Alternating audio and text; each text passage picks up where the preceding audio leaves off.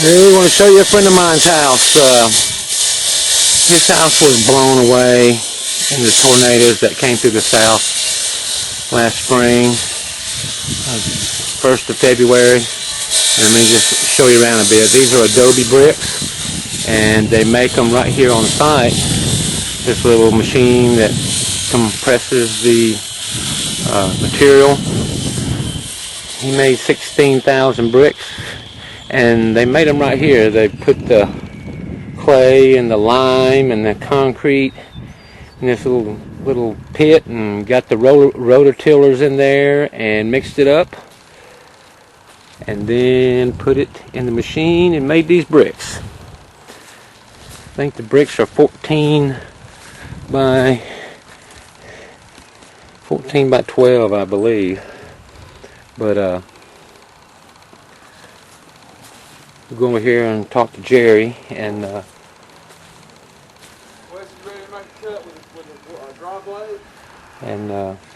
we'll go from here. Let me find Jerry and let him, it's his house, let him talk about it. This is the interior. You see it's on a slab. They really had, with all this weight, and this is what the inside are grouting all the little places, and it's going to look like this. And this is the natural color. They added no dyes or anything to. This is just the way it turned out.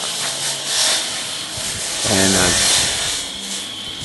this house is supposed to have no air conditioning and no heat. It's going to have a little tiny wood heater, and also here is where the geothermal lines going to run underground out through there and then return. But this man and his wife have been living in this camper for about 6 months or longer, and they put off, he may not tell you, but he put off building this house because he was helping other people. You know, the way these people humbled me, you know, I found, you know, I get around them and I feel like I'm the most selfish person on the planet, which at times I am. But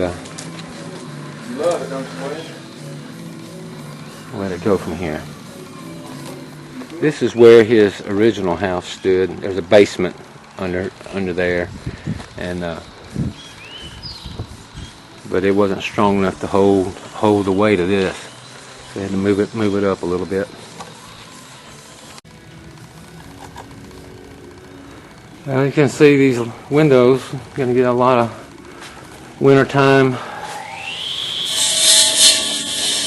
sun coming in. You know, they're over here working. I may come back in a week or so and I want to keep him from his work. Let's make a little tour here.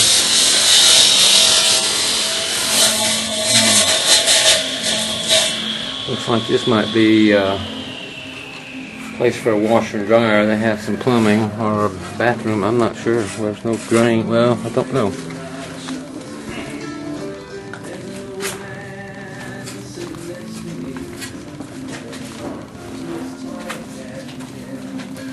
Close, Jerry.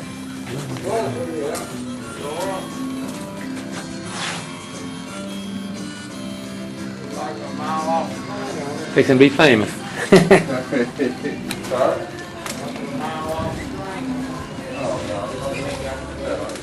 Introduce yourself. I am Vaughn Freifogel from Lucedale, Mississippi, and our business is Freifogel Adobe Homes. We went back to the old-fashioned way of building homes that gives people a home that lasts, and it's energy efficient, and it doesn't hold them in bondage.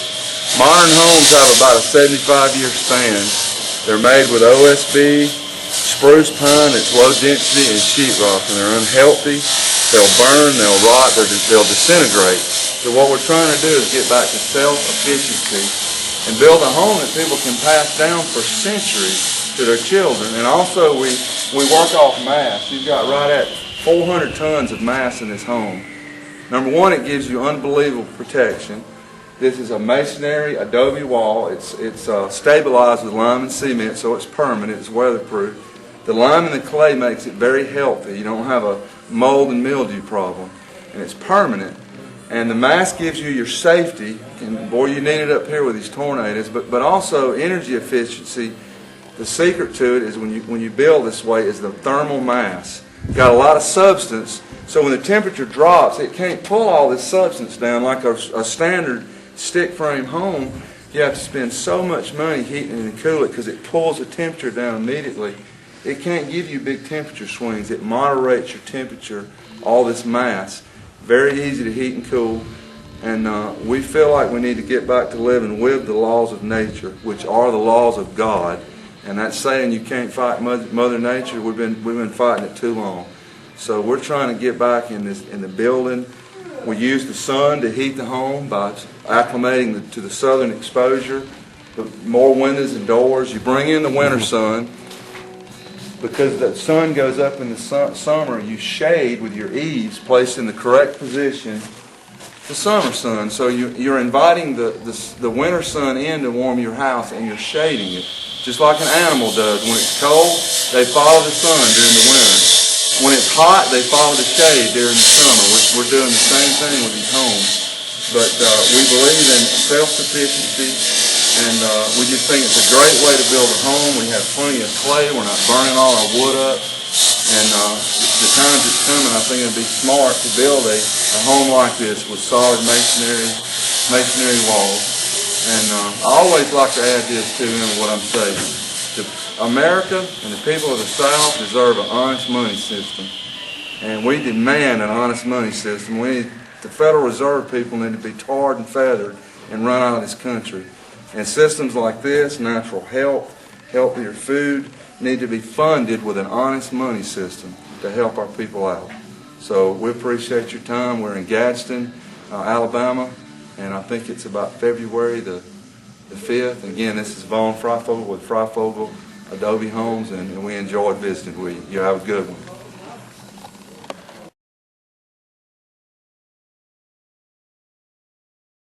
Okay, I'm here with Jerry King, owner of this house, and he's going to tell us all about it. Go ahead, Jerry. What you want me to tell you? Tell me about your house. Well, the idea, you want me to tell you about the idea, how we came about it first? Sure. All right. About a month after the tornadoes, I guess, we had our operation set up right up the road here.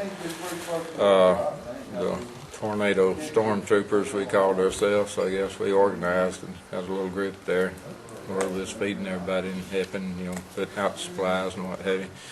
But anyway, there's a missionary group from Birmingham came up, and they talked to us, and they had been talking with the bond there for about a year, conversing back and forth about the possibility of them buying a machine and then coming into the areas of disaster and building low-cost housing right quick, and so they was talking to my wife up there, and they just come out and asked her and said, how about if we build you a house for $50,000? Would you be interested? And of course, the $50,000 sounded good to her, so she said, yeah, I'd like to check it out. And so we went down to South Mississippi where Vaughn lives, and along with the missionary group, and we saw his house, and quickly pulled up in the yard. Rita said, that's what I want, and so, make a long story short, the missionary group, they thought they'd be able to put, $10,000 to $15,000 in it and be able to go with it, but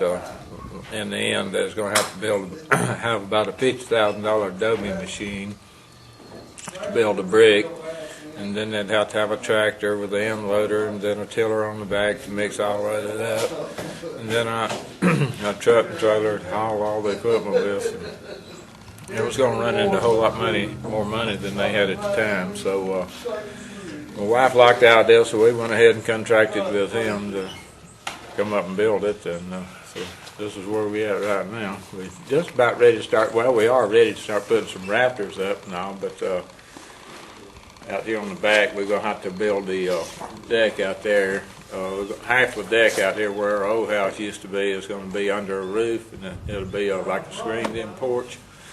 So we got to get it framed up. So that's probably what we'll start doing tomorrow, is framing that up, and then before long, hopefully see some rafters coming out. But I'm getting more excited about it the more I see about it. There's no doubt it's going to be a good, safe house. And of course, the best part about it, I'm not going to have any interior or exterior heating or cooling, other than I'm going to have a little Adobe fireplace over there, and it's very small compared to the regular fireplace, but it'll do the work. And they say we won't have to have any air conditioning. If I do, if we got some tubes buried, we have what I call earthworms, or earth tubes, I guess, and a little squirrel cage fan that would pull cool air from underground. So they say we won't have to have that. So it'd be nice having a place not have to have utility bills. Oh, that'd save a lot. So in the room where the wood heater is, you'll be going through the attic into the other parts of the house? No, we just pushed around with ceiling fans. Okay. Okay. And of course, like I said, it's not going to take that much heat anyway, because every wall is 14 inches thick. So, you know, if it's 100 degrees outside, it's going to take an awful long time to heat up 14 inches of solid mud, you know, dirt. So it just don't do it, and it just don't heat up. And then what little bit does heat up at night, it just gradually goes away. It's not, keeps everything kind of on an even plane, where, you know, the cave effect versus a stick house, you know, that if it gets 30 degrees outside, within 30 minutes you're going to be 30 degrees inside, you know, if you didn't have any heat or good insulation. But this one just, it don't vary that much.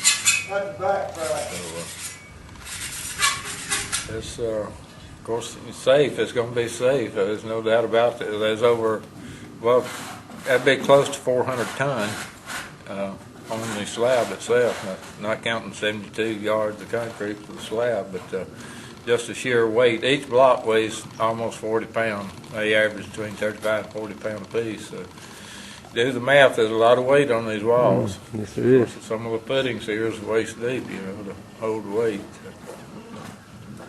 But of course, you know, tornadoes can do anything. But I think this would be a house that would be passed down from generation to generation to generation. You know, Yep. Like the Egyptians, they built a lot of them, and most of the European things you see over there today in Italy and France and things, they're Adobe buildings. And of course, you got the missions out west and things like that. They've been there 600-700 years, and they're still standing. So that's about all I guess I can tell you right now. Okay. Well, tell me why you're starting your house almost a year after the storms hit. That's the part I like. Well, I guess the main reason, one of the main reasons was so late getting started, that we kept working up there for several months. It was probably, I don't know, 5 and 6 months we was working up there, the storm trooper outfit, you know. No telling how many thousands of volunteers that we had coming in here, you know, and it was about 5 or 6 of us that just kind of took it on ourselves, I guess, to organize and help get the community back on its feet. And so we spent most of our time doing that first, but it was well worth it. Oh yeah. Oh yeah. Yeah. God's blessed us 100 times fold. Yep. Seeing, well, you know, I told Rita that seeing what people did just made me realize how selfish I was, you know, because that's true. Actually, before the tornado, you know, I'd about lost faith in mankind, just about it. You know, all the news you hear was doom and gloom, you know, and just the generosity of people. You know, we had people from California, Wisconsin, Florida, just every state in the union practice, and they was giving up their vacation time and everything else just to help us. It's just something else. And of course, the people, the Christian Service Mission out of Birmingham, we owe a lot of gratitude to them, because they were the one that funneled all these volunteers in here. they came out early on and seen what we was doing, and they liked the idea, I guess, that we was kind of organized and we could handle these volunteers. For a lot of people, a lot of communities couldn't do it, that they just wasn't organized to do it. But they kind of fell in love with us, and they just kept pouring volunteers in here, and we took them. So there was several days there we was feeding 300 to 500 meals a day, and had 4 or 5 women fixing them, 3 or 4 women fixing them most of the time. And of course, all the stuff was being donated to food and everything. So it was just outpouring of love from everybody. Good Lord blessed us. Can't beat it. Okay. Okay, Jerry, well, I appreciate your time, and thank you so much. And